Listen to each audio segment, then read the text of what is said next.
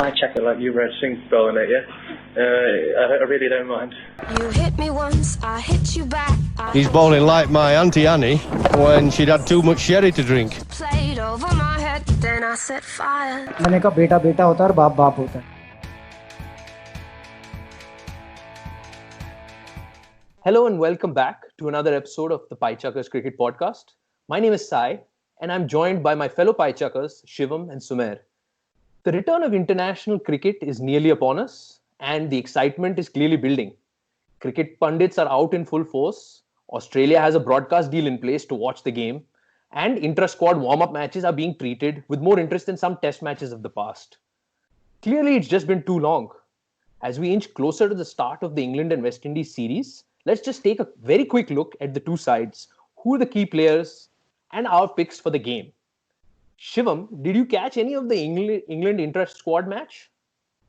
Well, I did a bit of it towards the end when I think they needed 240 odd in some 35 odd overs, and there was a comment from somebody over Twitter that Bairstow's opening, so possibly they're going for the chase, and but that never materialized. I think it was a tame draw, but England got a decent workout. I think not a lot of them scored. The guys who were not featuring in the 13 did score. I mean, I am surprised the 13 that England announced that they did yesterday. They left out Moeen Ali even from the backups. They left out Bairstow even from the backups. People were saying Bairstow is opening in the final inning of the warm-up, so he may get a game. But the 13 that England have announced, I don't see Bairstow even in the backup to that 13. And even Moeen Ali is missing in that squad. People are contemplating if Moeen Ali will ever make a comeback to the test team ever now, given that they have Dom Bess and then they have Leach as well. Well, everyone thought that will anyone else have a chance now that Jack Leach has played a match-winning knock along with Stokes? And here we are about a year later and now Dom Bess is the holder of the test spinning position. But, just going back to the batting order that England has picked in their squad, I'm surprised to see no Lawrence. He was pretty hyped coming into warm-up matches and he seemed to be the next big batting name for England. But he doesn't find a mention in the 13. Is that surprising to you, Shiva? In fact, I am very, very surprised because even before the practice game had begun, a lot of articles or there were a lot of mentions that if Joe Root does miss the first test, you can pen down Dan Lawrence as your number 3 or number 4 rather in place of Root. There were, I think, a lot of articles written about him. In fact, he scored 58 odd runs in the warm-up as well. Looked pretty fluent the bit I watched. And I have also seen a couple of his T20 innings since then. So he has got both the games. He has the test game. He has the fast T20 game. I think he looks capable. And the way he got out to Jimmy was flicking to mid-wicket. So it wasn't as if he edged it or he got LBW playing down the wrong line. I mean, he has potential definitely with what I could see. Clearly one for the future. Do you question the Denley selection? I think one of the things which I've always been surprised about is how much Ed Smith and the England selectors backed Joe Denley. At one point of time last summer, he was in the initial 15-man squad for the World Cup, I believe, as a leg-spinning all-rounder. So I really wonder sometimes why they have so much faith in Joe Denley. Well, to put that into perspective, KKR picked Joe Denley in last IPL. I think entire IPL, he got to play one ball. He was out bowled of the first ball of that game. So that's Denley for you. And apparently, what I have been reading and what people are talking about is that he's referred to as, the century has now got a new term, that is dentury. So century is when you score 100 runs. Dentury is when you played 100 balls. So that is a new benchmark that Denley has created. You play 100 balls. I mean, people are saying, given the brittleness or the free-flowing nature of the stroke play of the English batsman, you need somebody like Denley to avoid a fall of wickets in clumps. That is, he's able to soak in that pressure. I think in last couple of years, the maximum number of times to play at least 100 ball in a test innings, I think Denley is right up there. So they want him for that. I don't know if a test batsman should be played to play 100 balls or to score a test 100. I'd rather take a Sehwag score 100 of 60 balls than a Denley's 30 of 100. I don't know. He's there for his batting, as Shivam said. I think he's there to occupy the crease. They want his experience. He's a little bit more mature. You have a top order which is very raw and which is very green, and there's a lot of pressure on them. And without Joe Root in at number 4, they perhaps are looking for someone with a little bit more experience. Someone who can deal with the pressure of facing up to a pretty strong and imposing West Indies fast bowling lineup. Shivam, what do you think about the bowling? It looks like pretty much no surprises over there. But how do you fit all those good bowlers into 11? You know what? Talking about surprises, I'll tell you an interesting stat here. The 13 that England have picked, the top 7 batters kind of pick themselves. Now there is a combination that England need to make out of the 6 bowlers that they've picked. They have to pick out 4. So Moeen Ali at this very ground is their highest wicket taker in the last 2 games that England have played. He's not featuring. Sam Curran in the last test match against India, I believe, was as close as you can get to a man of the match. He's not a part of the squad. So pretty interesting choices. But I personally feel they'll definitely play one spinner in Bess, and they'll play 3 pacers, the obvious ones, Jofra, Broad and Jimmy. You can not discount Jimmy even at 37. We've discussed a lot about load management in prior podcasts as well. Do you see that England would be comfortable going in with 3 pacers plus Stokes? And Stokes is also captaining, and there's added burden for him as number 5, and it's a long series in summer. Is there a chance that they say, let's eschew the spinner altogether and go with 4 frontline pacemen with Stokes just being, coming in opportunistically when they need a wicket or so? I don't know. I was of the idea of going left field. Why not picking 2 spinners in your 13? But you were saying don't play a spinner at all. So yeah. I don't know. Maybe I think Best plays. I personally think Best plays. I don't think they'll remove Best because they feel that a lot of control is what Best gives them. I think what an economy rate of around 2.3 is what Dom Bess has, and that is among one of the best that are going around in the county circuit. So when you have Jofra bowling in quick spells and ramping it up at 150, so I think you need a backup of somebody, control of Dom Bess from one end, and maybe Dom Bess can then the 3 pacers can rotate from the other end if need be. I don't think West Indies is giving that kind of an opportunity, though, that Dom Bess is used as a container. Interesting. Yeah. I want to come in there, Shivam. You talked about Sam Curran. It's an interesting choice that they've left out, of course. I mean, would you have would you have taken a chance with him because of the fact that he can also give you a bit of batting and maybe take sort of a fast bowler out for a test and maybe also a batsman and then played him to? I mean, whenever he's played, he's been charismatic and all, but who do you leave out? I don't see a place for Sam Curran here. I mean, Wood, who's pretty quick, and I think in the warm-up game was very, very difficult to play, is being left out. A bowler of quality of Vokes in the English conditions is unable to find a place in the 11. I don't see Sam Curran as of now featuring there. Just to sum up what it looks like, what we think about all of us in England, it's fair to say that they'll play all the batsmen in the squad, and the bowling lineup will be Broad, Jimmy, and Archer, along with Dom Bess. Anyone have any other line of boot? Stokes. I don't think so. Yeah. So what the batting order could be, Sai, if you could maybe, I think, crystallize an 11 for England with their batting order. I think Sibley and Burns open. That is pretty certain. I think where it comes up is, I think Crawley was 1 down in the previous series in South Africa.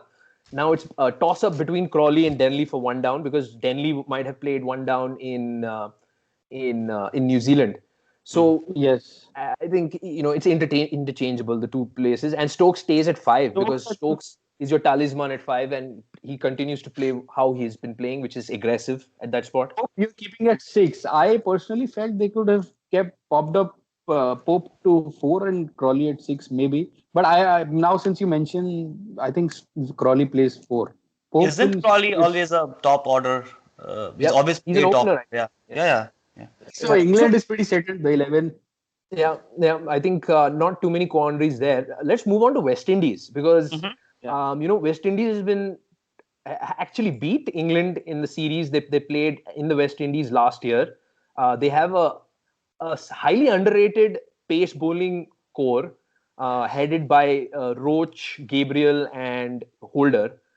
And you do think that pace bowling is their strength. What about batting, Shivam? I mean, I don't know. You don't agree with me, but it is these both batting lineups are pretty brittle. I mean, I was just checking their batting averages. The West Indies top order, middle order. I don't think anyone averages even in the high 30s, let alone 40s. Not even high 30s. Their domestic averages are sub 30 at times. Those batsmen. I don't know what we're gonna see. But then in England, in I think what July it is, it tends to get cold, muggy, rains are there almost every day appearing. So I think even if you are able to get a quick 30-40, so you're somehow able to reach 270 to 300, it's a very, very good score in England. I don't know. I think it is one brittle batting against the other brittle batting. Also consider both bowling lineups are pretty good as well. Yeah, no doubt. I think the bowling is the strength for both the teams. With West Indies, especially so, because none of those players inspire any confidence in me. In the most recent intra-squad warm-up match, I think their most consistently picked test batsmen are Braithwaite and Hope, and both of them failed to score anything. Of course, they did score in the first warm-up match, but I just feel that the mercurial nature of this lineup, you could pick anybody, and I would still say that I don't see those guys scoring 250 against a Jimmy, Jofra, and Broad. Jimmy is 37, hasn't played for 7 odd months. I don't know where you're coming from. He picked up just a couple of wickets against his colleagues in the warm-up match. I don't know, man. I think you could see a surprise possibly. Surprises is good. I mean, you talked about Braithwaite and Hope being their premier batting show, but I still feel like one of these guys like Campbell and Brooks or even Blackwood is going to come good. One of them in maybe if not in the first, maybe second test. So although it's not like they have many choices or what, but I think because they will have the pitch to themselves, I feel one of these guys will obviously step up and come up with some runs. You know what? You could pencil in anyone you want from that squad, the test squad, and I would still say that they're missing guys who are better from the extended squad. The young wicketkeeper batsman De Silva, he was phenomenal. Where is he? If you can add Gabriel into the squad, why isn't your best player from the warm-up match in the squad? I think he was good in both the innings. I mean, he got 150 odd runs without being dismissed. On a track, on a pitch, in a match where nobody scored, against an attack that had everybody. I don't know, man. I think they should be playing him. Okay, one question to ask is he as good a keeper as Dovich is?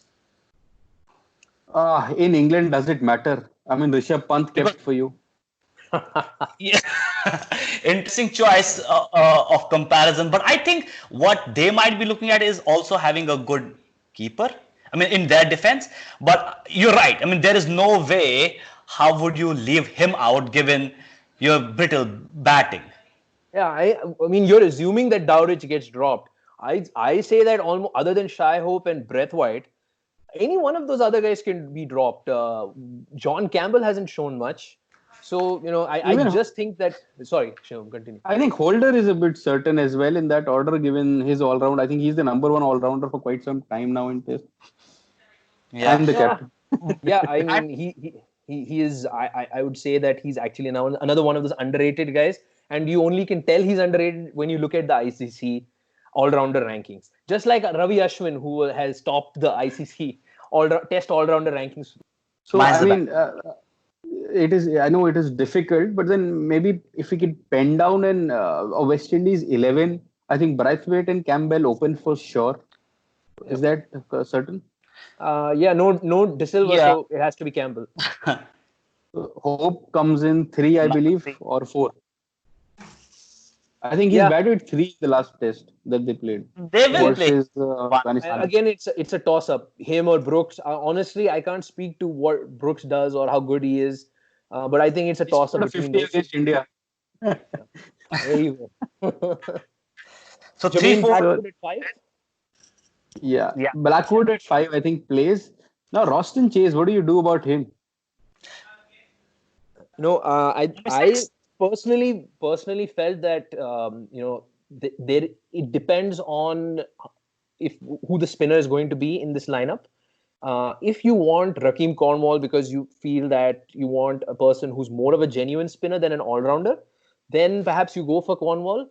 Otherwise, if you want a person who has better batting credentials with some bowling ability, then you go for a Roston Chase.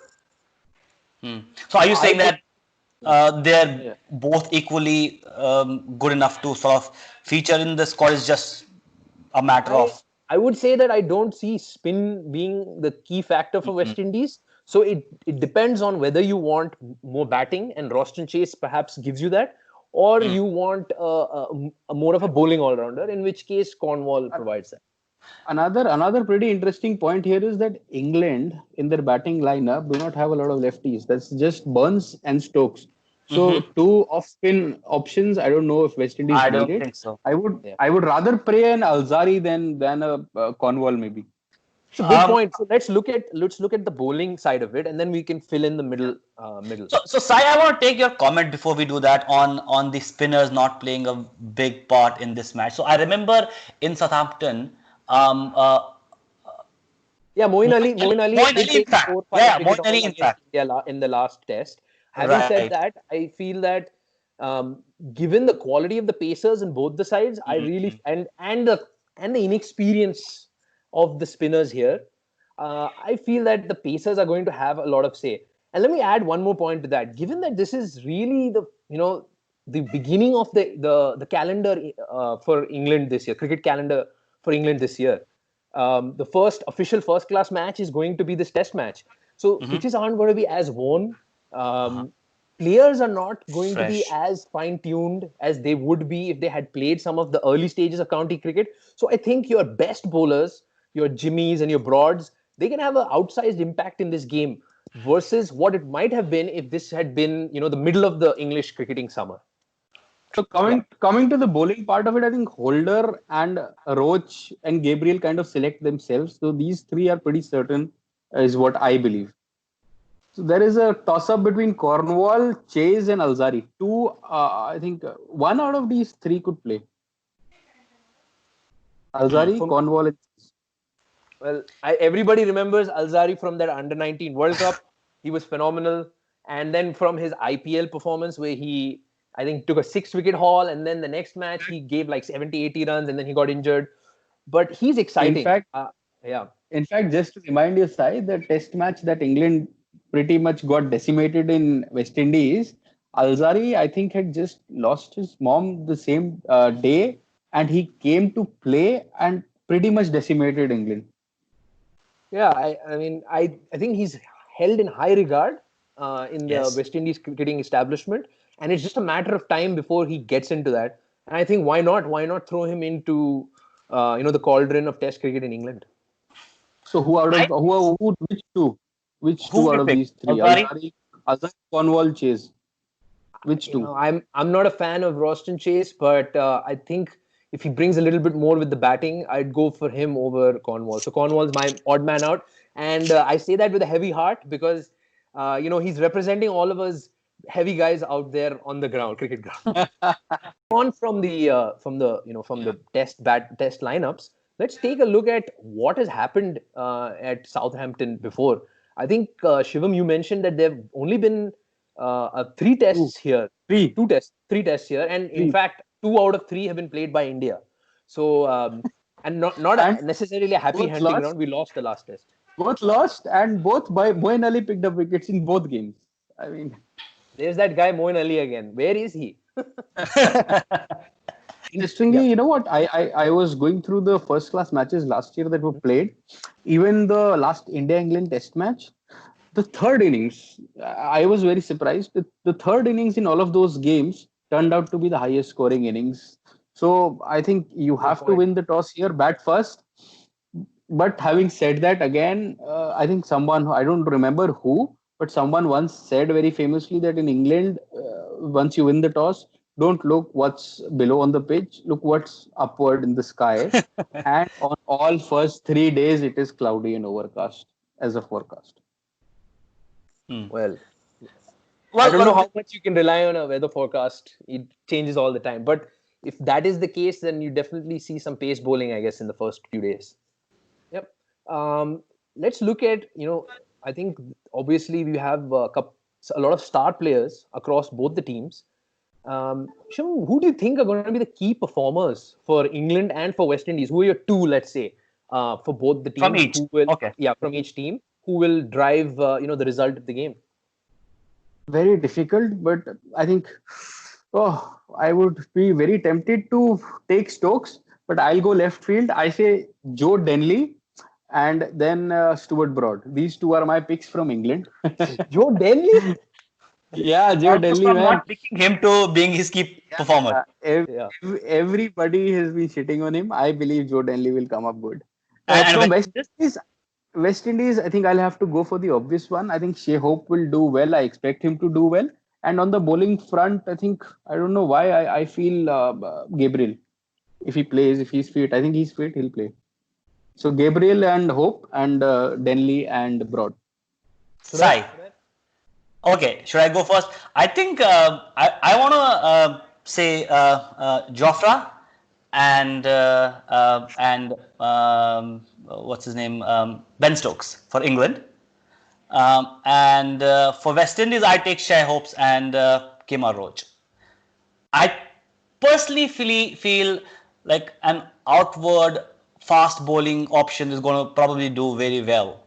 So that's why I chose, Jofra and Kemar Roach. Sai, how do you? I also feel, Holder, Jason Holder. Only two, Sumer. Don't try and buy another one. Yeah. So Holder will do good as well for his team overall. So who are you But dropping then? I'll pick Shai Hopes and Kemar Roach. All right. So for England, for me, Ben Stokes, he's their talisman, he's their go-to guy, and he's their captain for this test match. And I don't see Stokes backing down when the stage is, and the spotlight is on him. Batting at number 5, plays a pivotal role, especially with no Joe Root. Comes in, brings a lot of energy when he's bowling, and has a golden arm. So Ben Stokes is definitely going to have a say on this test match. And the other English player, I think, is Jimmy. Always have faith in Jimmy when the ball is new and swinging, or the ball is good and reversing. Jimmy is going to come out there and he's going to run through this West Indies lineup. John Campbell, Braithwaite, none of them inspire any confidence in me. Looking at West Indies, I think this is a little bit trickier, but I think Shannon Gabriel, he's been one of their best fast bowlers. I mean, all three of their frontline fast bowlers have been good, but he's been one of the guys who brings genuine pace to the game. In addition to him, I would also go with Holder. I think he's just too important to that team, both from a batting as well as a bowling perspective. The final question that we have to look at is, if we were betting men, Shivam, if we were betting men, who would our money be on for this first test match? Yeah, I know. I think yours is pretty obvious. I think you want people to be running through that West Indies order. For me, I don't know why I have a feeling there is no route. There are pretty undercooked English players. I feel West Indies will nick this one. So West Indies for me. Well, I would partly agree with him, but I'll not pick West Indies. If ever they were to win a test match, this has to be it, but I don't think they will. So it'll still be England. I think this is going to be a lot like the Ireland test, in the one-off England-Ireland test match last year, wherein England was coming off the World Cup win, the World Cup hangover, and nobody had been thinking about test cricket for a while. And we saw that Ireland was able to dismiss England cheaply in one of the innings and just run through them. Of course, England came out and ran through Ireland as well. And that's what I foresee in this match as well. The batting is going to be rusty from both sides. No route. West Indies doesn't inspire confidence. Untested players in that England lineup. I think the bowlers are going to have a field day on both sides. But I think that West Indies just doesn't have as much in that batting lineup as the English do. And so I think inevitably England is going to pull this one off. Okay. Rally round the West Indies. Rally round the West Indies. Point you made, Sai, is the fact that I also don't think it's going to be like a high scoring match at all. So both teams will. I will tell you at what. least- I will tell you what. If anybody gets 300 in their first, Oh my batting God, innings, that's they will win the test yeah, match. yeah. They will win the test. That's a very safe bet, because I think it's quite possible that neither of them are going to score 200 in the 300 in the first innings. So West Indies for me and England for you both. Let us see how it transpires. Cool. Signing off. Thank you. All right. Thank you. everyone. And please like and subscribe as always. And we'll be back soon to discuss more on the Pie Checkers Cricket Podcast. Thank you. Bye. I check it like you read Singh spelling it, yeah? I really don't mind. You hit me once, I hit you back. I He's bowling like my Auntie Annie when she'd had too much sherry to drink. played over my head, then I set fire. मैंने कहा बेटा बेटा होता है और बाप बाप होता है.